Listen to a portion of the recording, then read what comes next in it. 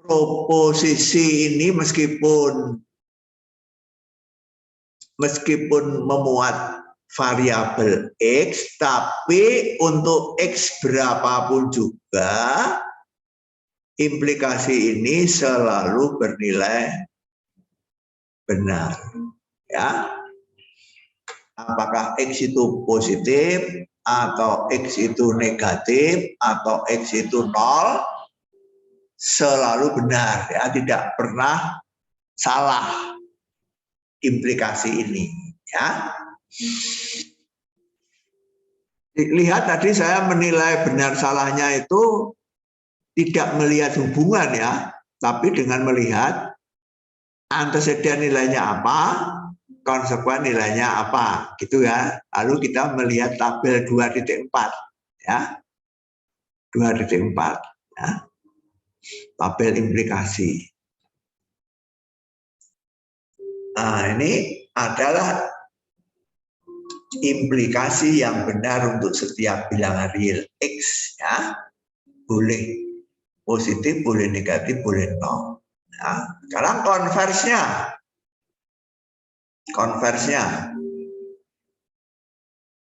Konvers itu artinya konsekuen menjadi anteseden, anteseden menjadi konsekuen, ya. Jika X kuadrat adalah bilangan positif, ini, maka X adalah bilangan negatif.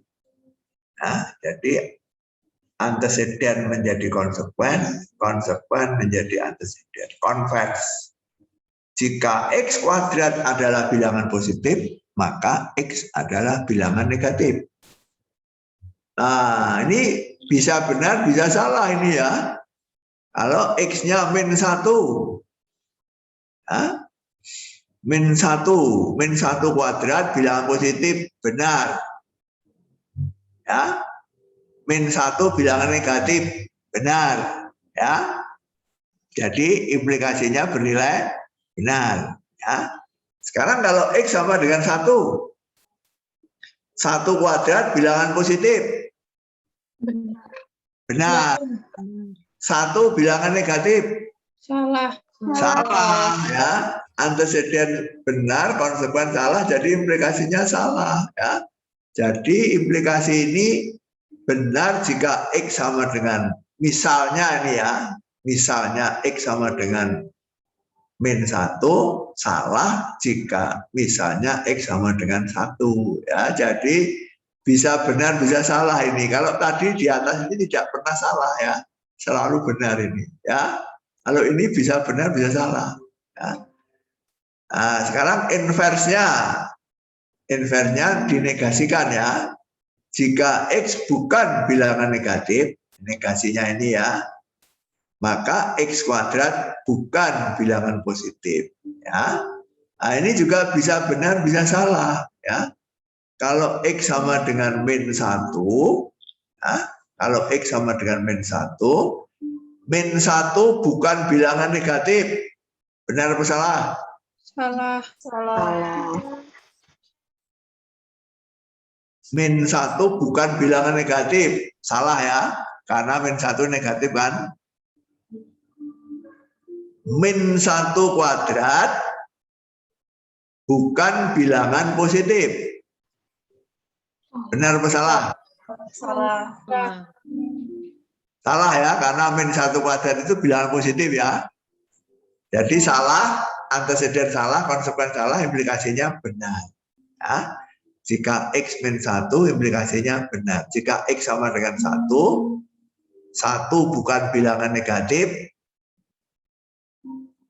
benar, ya? Benar. 1 bukan bilangan negatif, benar. 1 kuadrat bukan bilangan positif.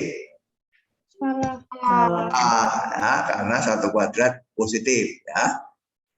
Anteseden benar, konsekuen salah, jadi implikasi bernilai salah, ya. Jadi implikasi ini bernilai benar jika X sama dengan -1, bernilai salah jika X sama dengan 1. Jadi implikasi inversnya ini bisa benar, bisa salah, ya. Terakhir, kontrapositifnya. Ya. Jika X kuadrat bukan bilangan positif, maka X bukan bilangan negatif. Nah, ini bisa kamu cek dengan cara seperti tadi, ya. X itu setiap bilangan real X, kamu cek X positif, X negatif, X sama dengan 0, kamu masukkan ke sini, selalu menghasilkan proposisi atau implikasi yang benar. Ya, kalau X itu positif, X kuadrat bukan bilangan positif, salah kan? Nah, kalau implikasi salah, kalau anteseden salah, implikasinya benar ya. Baris ketiga dan 4 ya. Kalau X sama dengan 0, 0 kuadrat bukan bilangan positif. 0 kuadrat sama dengan 0 kan? Bukan bilangan positif. Benar. Benar kan? 0 bukan bilangan positif ya. Benar. 0 bukan bilangan negatif. Benar. Benar ya, benar ya, baris pertama. Kemudian kalau X lebih kecil 0, ya, X lebih kecil 0. Jadi X negatif ya, negatif kuadrat positif kan? Bukan bilangan positif, salah kan? Karena negatif kuadrat itu bilangan positif ya. Jadi anteseden ini salah, implikasinya benar. Ya, tadi sudah saya katakan, kalau anteseden itu salah, implikasi pasti benar. Entah konsekuennya benar, entah konsekuennya salah, implikasi selalu benar ya, baris ketiga dan baris keempat. Jadi untuk X positif, X negatif, X 0 ini selalu benar. Nah, itulah contoh dari kesimpulan tadi ya. Jika implikasi semula benar, kontrapositifnya juga benar. Jika implikasi semula salah, kontrapositifnya juga salah. Ya, tetapi konvers dan inversnya belum tentu benar. Ya, itu contoh dari kesimpulan ini. Ya, implikasi bernilai benar, kontrapositifnya pasti benar. Tetapi konvers dan inversnya belum tentu benar. Ya. Nah, sebelum kita lanjut ke proposisi majemuk yang terakhir, silahkan bertanya. Jadi kita dengan demikian sudah selesai dengan implikasi. Ya. Kita sudah selesai dengan implikasi, kita lanjut ke proposisi majemuk yang kelima, yaitu ekivalensi. Ada pertanyaan? Silahkan bertanya dulu. Siapa yang mau bertanya?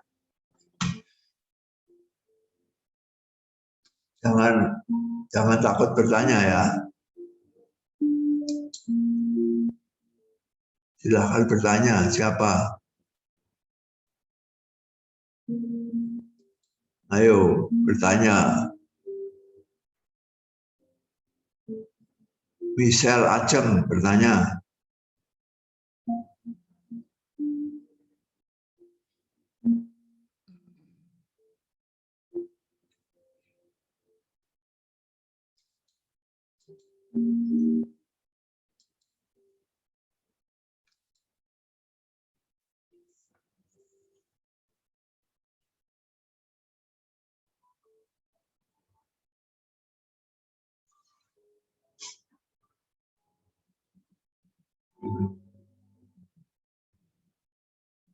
Oke, kita lanjut ke proposisi majmuk yang kelima yaitu ekivalensi. Ya. Seperti biasa kita lihat sintaktik lalu semantik. Ya. Sintaktik itu cara menyusun ya. Cara menyusun ekivalensi bagaimana? Ekivalensi disusun dari dua proposisi atomik, proposisi tunggal, dengan kata perangkai jika dan hanya jika. Ya. Disingkat JHJ. Atau bila dan hanya bila, disingkat BHB ya. Ada yang lebih suka jika, ada yang lebih suka bila, sama saja ya. Bisa JHJ atau BHB ya. Nanti akan menjadi jelas ya mengapa kata perangkai itu adalah jika dan hanya jika ya. Tadi sudah kita pelajari di implikasi ya. Cara membaca yang kedua adalah I jika P ya. Lalu cara membaca yang ketiga adalah P hanya jika Q ya. Nah, di sana sudah ada jika dan hanya jika ya. Nah, nanti itulah yang akan menjelaskan mengapa ekivalensi itu dibaca jika dan hanya jika ya. Jadi ini ada penjelasannya, tapi penjelasannya nanti menyusul di bawah ya.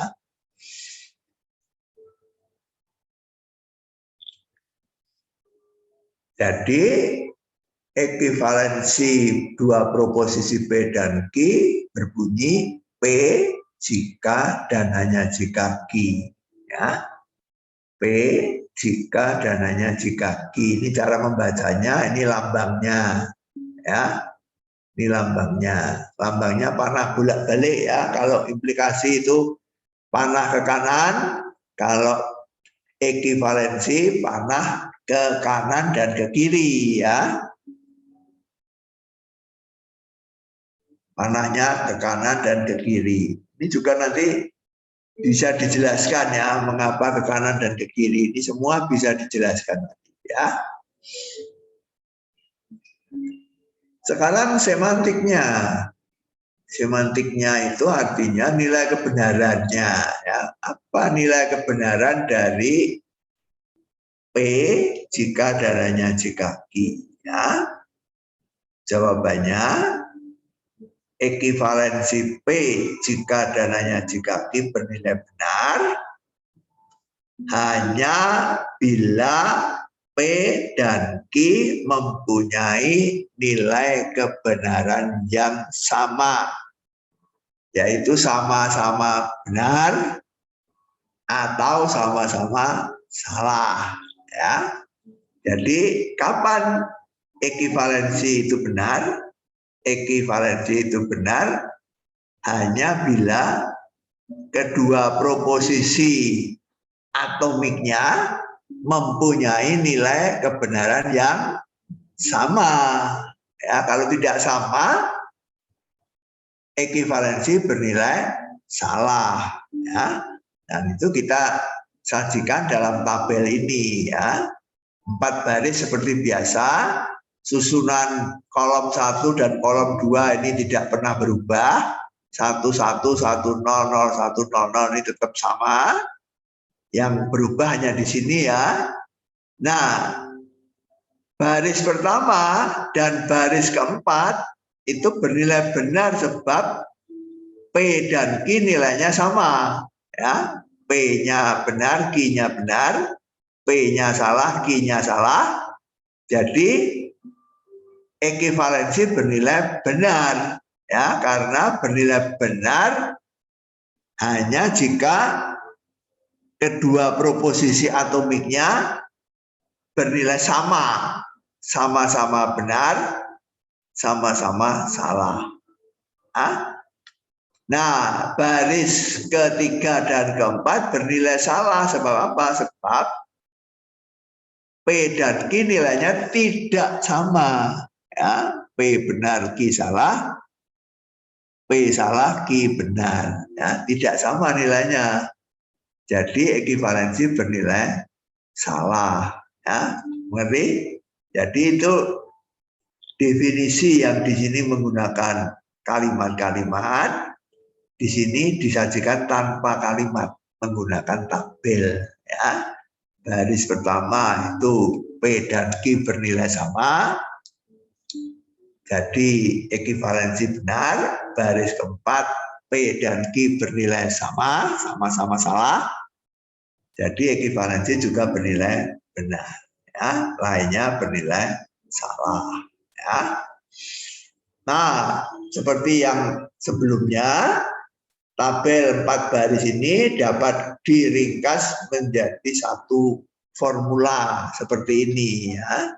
Nilai kebenaran ekivalensi P jika dan hanya jika Q sama dengan 1 dikurangi nilai mutlak selisih dari nilai P dan nilai Q. Nilai P dikurangi nilai Q diberi harga mutlak ya, supaya tidak ada yang negatif ya. Supaya tidak ada yang negatif. Nilai mutlak tahu ya. Nilai mutlak min 5 berapa? 5 Romo. 5 Romo. 5. Nilai mutlak 1 berapa? 1. Nilai mutlak 0 berapa? 0. 0. Ya. Jadi nilai mutlak X itu sama dengan X kalau X-nya lebih besar atau sama dengan 0, sama dengan min X kalau X-nya lebih kecil 0. Ya. Coba kalau untuk yang belum pernah dengar, saya tulis di sini. Ya. Nilai mutlak X sama dengan apa? Sama dengan X ya.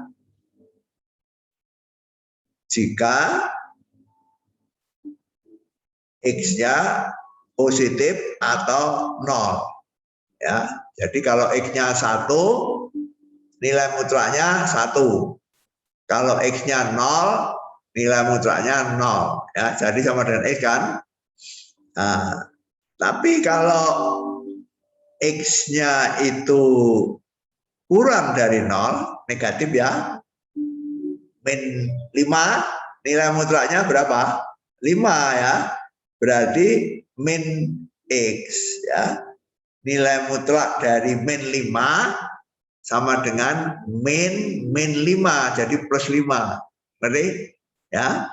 Jadi kalau X-nya negatif, nilainya min X. Jadi nilai mutlak dari X itu tidak pernah negatif ya, positif atau 0 ya. Oke. Nah, kita cek ya. Coba rumus ini.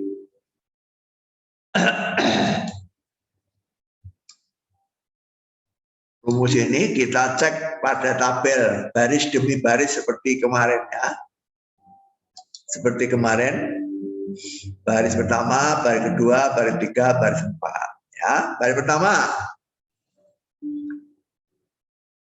nilai kebenaran dari P jika dan hanya jika Q 1 ya. Ya, ini seperti kemarin sudah saya jelaskan, formula ini mengandaikan 1 dan 0 ini bukan hanya sekedar lambang benar salah, tetapi sekarang kita pandang sebagai bilangan 1 dan bilangan 0 ya, yang bisa dijumlahkan, bisa dikurangkan ya. Oke. Baris pertama, nilai kebenaran P jika dan hanya jika Q 1 ya. Nilai kebenaran P berapa? 1. Nilai kebenaran Q berapa? 1. 1 dikurangi 1 berapa? 0. Nilai mutlak 0 berapa? 0. 0. 1 dikurangi 0 berapa? 1. 1. Jadi ruas kiri 1, ruas kanan juga 1. Ya. Baris kedua. 0. Ruas kiri 0 ya. Ruas kiri 0. Nilai P berapa? 1. 1. Nilai Q berapa? 0. 1 dikurangi 0 berapa? 1. 1. Nilai mutlak 1 berapa? 1 ya. 1 dikurangi 1 berapa? 0. Jadi ruas kiri 0, ruas kanan juga 0 ya. Baris ketiga, ruas kiri 0 ya. Nilai P berapa? 0. 0. Nilai Q berapa? 1. 0 dikurangi 1 berapa? Min 1. Min 1 ya. Min 1 nilai mutlaknya berapa? 1. 1 ya. 1 dikurangi 1 berapa? 0. 0. Jadi ruas kiri 0, ruas kanan juga 0. Sama. Terakhir, ruas kiri 1 ya. Ruas kanan sekarang nilai P berapa? 0. 0. Nilai Q berapa? 0. 0 dikurangi 0, 0. Harga mutlak 0 berapa? 0. 1 dikurangi 0 berapa? 1. Jadi kiri 1, ruas kanan juga 1. Nah, jadi 4 baris ini dapat diringkas menjadi satu formula ini. Sama saja ya, menghasilkan hasil yang sama ya. Sekarang contoh.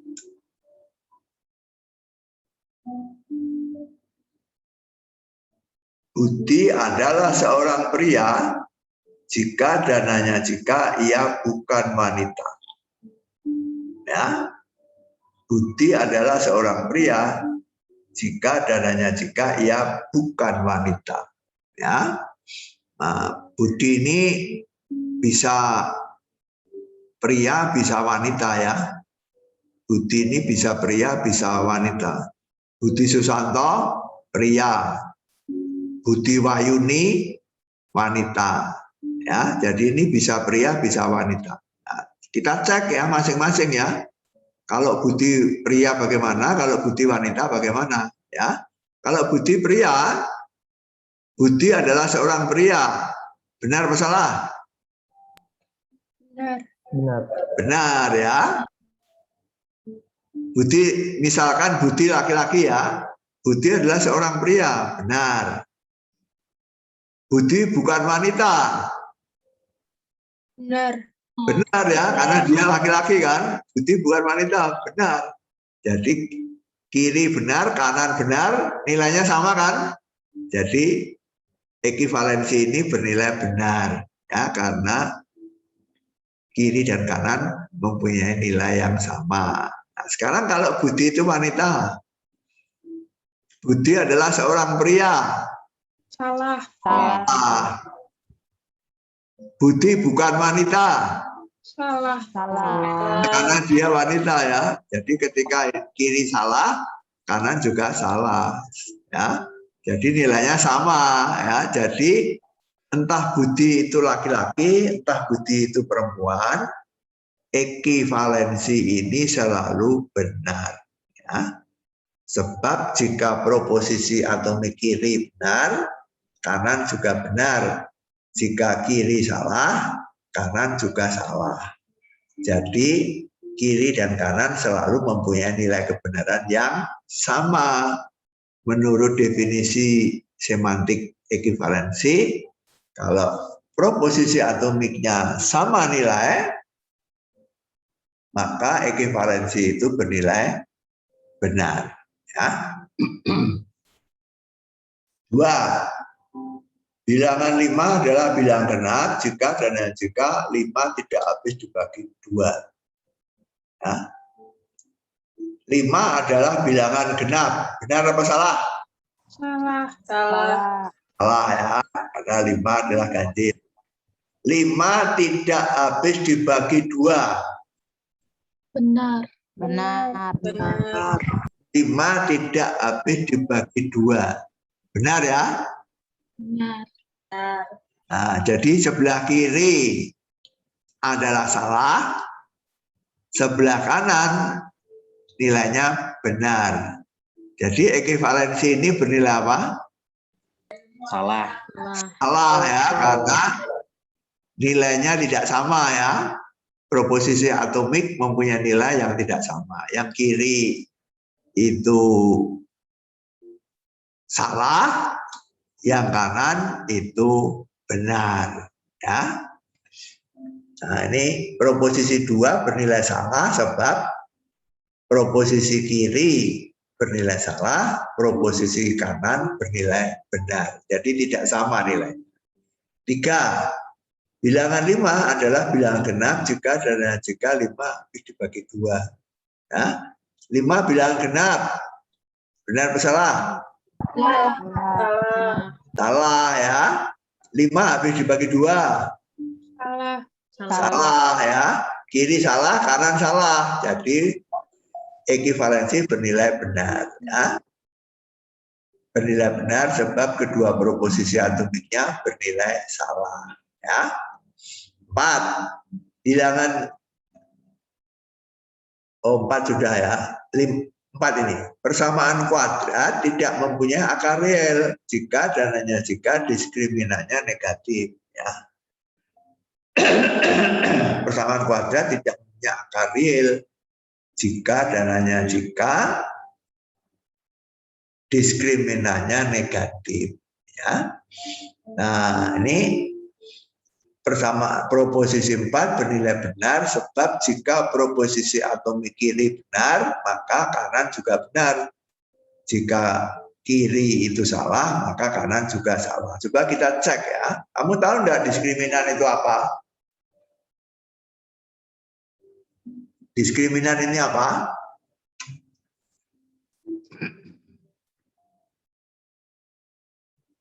Siapa yang tahu? Lupa ya. Rumusnya doang mau. Apa B rumusnya? kuadrat min 4AC. B kuadrat kurang 4AC. Oh iya, betul sekali ya. Persamaan kuadrat itu bentuk umumnya AX kuadrat plus BX plus C sama dengan 0 kan? Ya. Lalu rumus ABC, siapa yang masih ingat? Mencari akarnya. X 1, 2 sama dengan apa? Minus B plus minus akar Diskriminan. B kuadrat min 4AC. Min 4AC. Diskriminan dibagi apa? 2A. 2A. Ya. Sama dengan min B plus minus akar, ini yang disebut diskriminan ya. Akar diskriminannya dibagi 2. Nah, jika diskriminannya negatif, ya, diskriminan ini ya, kalau ini bilangan negatif, akar negatif apa? Kesalahan. Oh, bukan kesalahan ya, akar negatif Tidak real. bukan real ya, akar imajiner ya, bukan bilangan real, bilangan imajiner ya. Jadi bukan bilangan real ya, padahal ini kan akar real ya, akar real. Jadi kalau diskriminannya negatif, persamaan kuadrat ini tidak mempunyai akar real. Ya, ngerti nggak? Nah, diskriminan ini bisa negatif, bisa positif, bisa nol. Ya, kalau diskriminannya negatif, berarti ini benar ya. Kalau diskriminannya negatif, berarti proposisi ini benar kan? Ya. Kemudian persamaan kuadrat tidak mempunyai akar real, juga benar ya, karena kalau ini negatif, berarti ini bukan bilangan real. Jadi akarnya bukan bilangan real, jadi tidak mempunyai akar real. Jadi kalau ini negatif, maka ini benar, ini juga benar. Nilainya sama, jadi ekuivalensi bernilai benar. Ya, kalau ini positif, kalau D-nya positif, berarti ini salah kan? Ya, berarti ini salah. Ya. Nah, kalau ini D-nya positif, berarti persamaan kuadrat ini mempunyai akar real ya. Akarnya ini ya. Jadi persamaan kuadrat tidak mempunyai akar real juga salah, nah, karena mempunyai ya. Jadi ketika ini salah, ini juga salah ya. Jadi sama ya.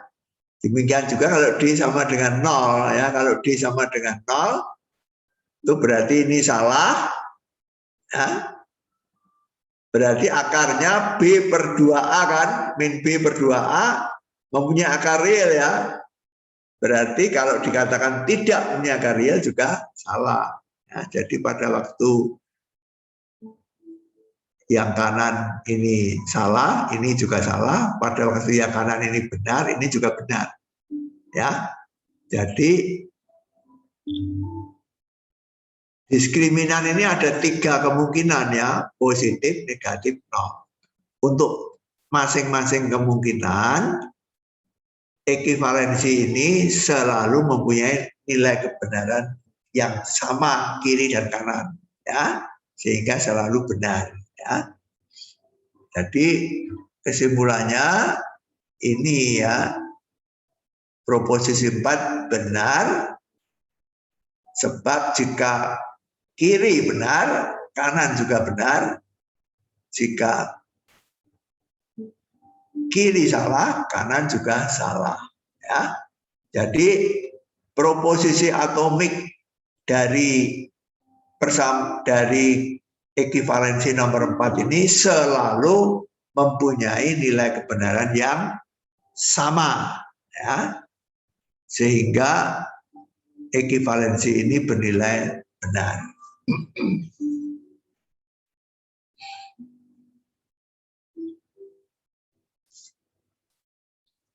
Ya, contoh ini memperlihatkan 2 hal ya. Pertama, nilai kebenaran itu kadang-kadang bisa ditentukan langsung ya, seperti contoh 23. Ini langsung ya, 5 bilangan genap salah. Ya. 5 tidak habis dibagi 2. Benar, langsung kan? Sudah tidak ada kemungkinan lain ya. Tapi 1 dan 4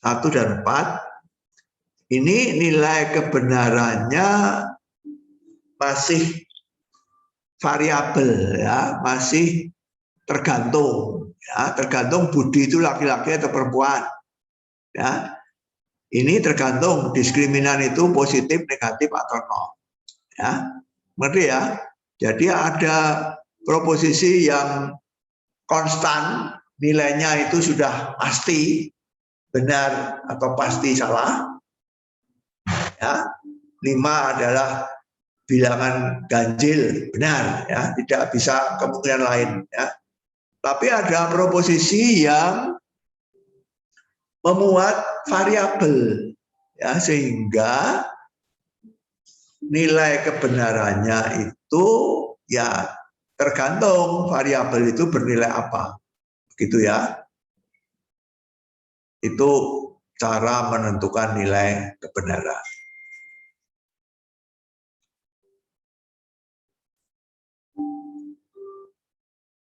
Nah, kita akhiri sampai sekian. Ini berikutnya akan kita bahas besok Senin ya.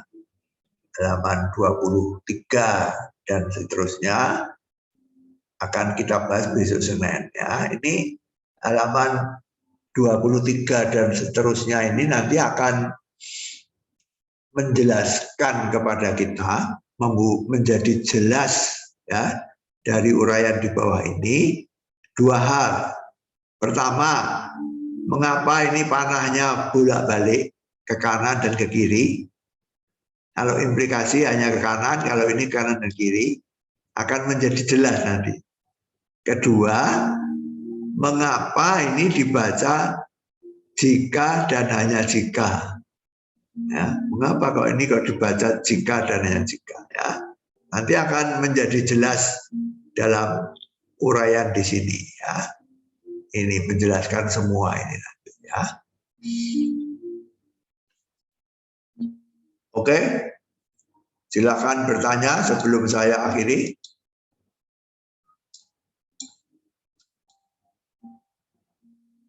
Silakan bertanya sebelum kita akhiri kuliah kita.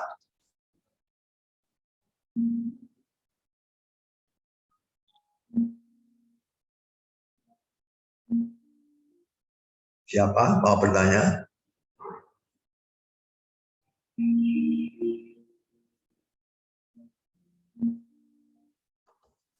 Kok tidak ada yang bertanya ya? Maria Octavia Claudia. Silakan bertanya. Untuk sekarang tidak ada. Apa? Maaf, Romo, untuk sekarang tidak ada. Tidak ada yang saya tanyakan.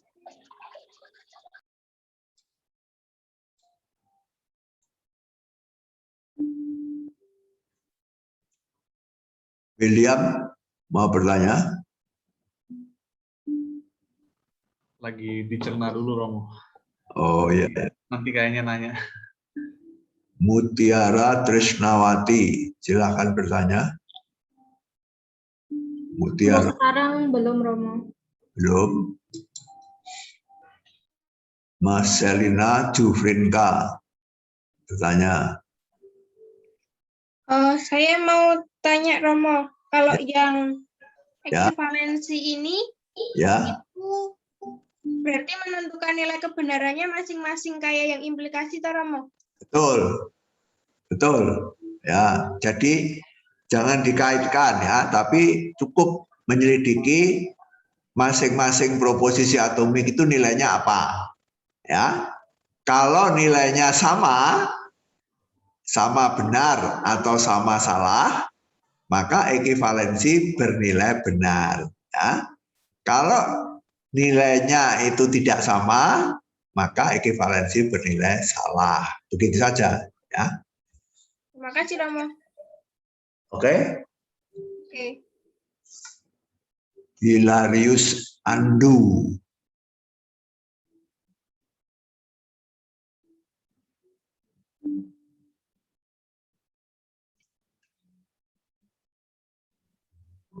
Belum ada, Romo. Belum ada. Oke.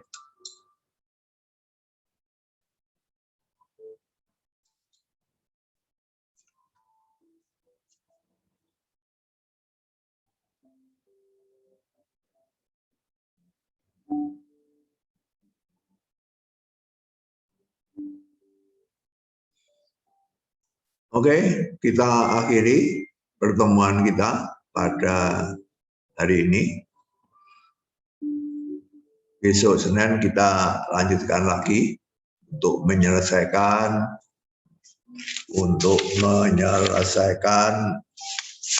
mengenai ekivalensi.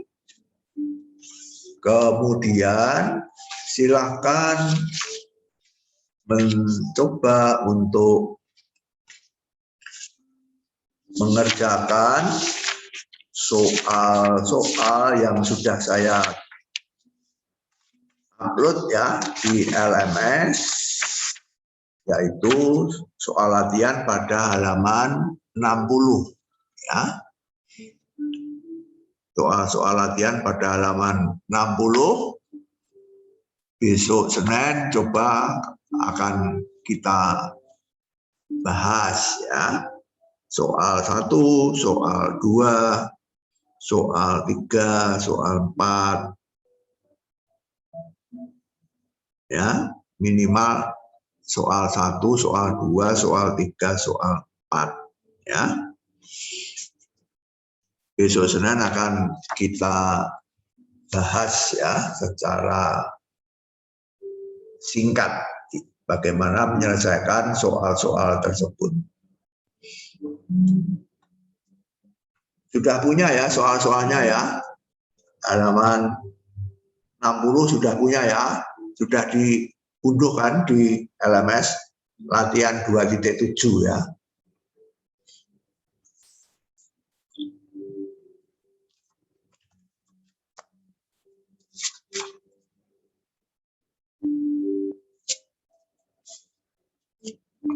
Oke, sekian hari ini. Terima kasih atas perhatiannya. Kita berjumpa kembali besok Jumat ya. Kita ketemu besok Jumat ya. Jam 10 Jumat ya. Terima kasih atas perhatiannya. Sampai ketemu lagi. Terima kasih, Romo. Terima kasih, Romo. Kasih Romo. Terima kasih.